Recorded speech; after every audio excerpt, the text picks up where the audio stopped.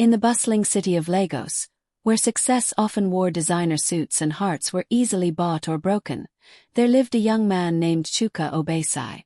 He was not just wealthy, he was wealth itself. The founder of Zydotech, one of the most powerful tech companies in Africa, Chuka had more money than he could spend in 10 lifetimes. His face appeared on magazine covers, his speeches echoed at conferences, and his name opened doors anywhere he went. But in the silence of his sprawling penthouse, beneath the shine of chandeliers and the hum of luxury, Chuka felt something deeper, a hollowness, a longing he couldn't escape. You see, every woman who came into his life only seemed to love what he had, never who he was. They praised his houses, envied his cars, paraded him like a prize. But none had ever sat with him in stillness and asked, "How are you really?" They called him baby and honey, but never made him feel truly seen. One night, sitting alone on his rooftop with a bottle of palm wine he brought back from his late father's village, Chuka whispered to the wind, "If I must pretend to be poor to find someone who loves me truly, then poor I shall become." With the help of his loyal assistant, Tund, Chuka stepped out of his life of luxury and into the shoes of a simple man. His expensive wardrobe disappeared. His cars were locked away. No more security details, no more fine dining. Dressed in second-hand clothes and old sandals, he registered for a small blind dating show that featured everyday Nigerians, people who didn't care for titles or trends.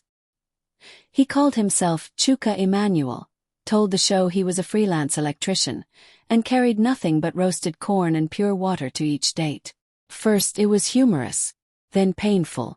Woman after woman turned him down before the conversation even began. Some laughed, some walked away. Some stayed only long enough to ask what he earned, then excused themselves to powder their nose and never returned.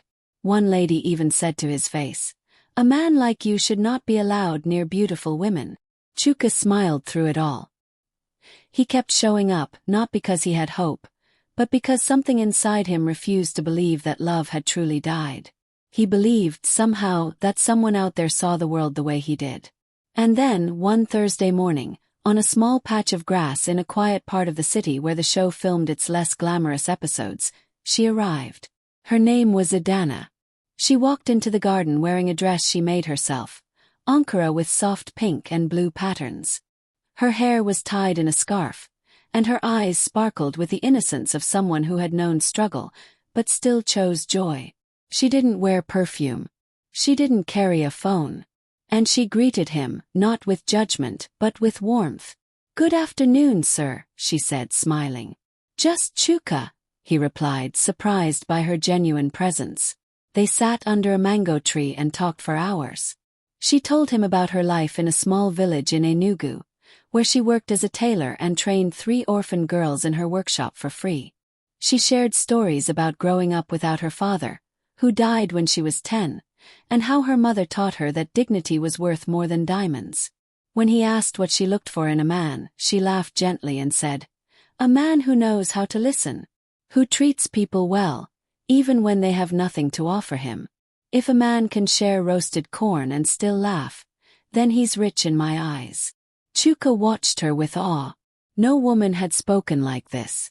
No one had looked him in the eyes with such simplicity.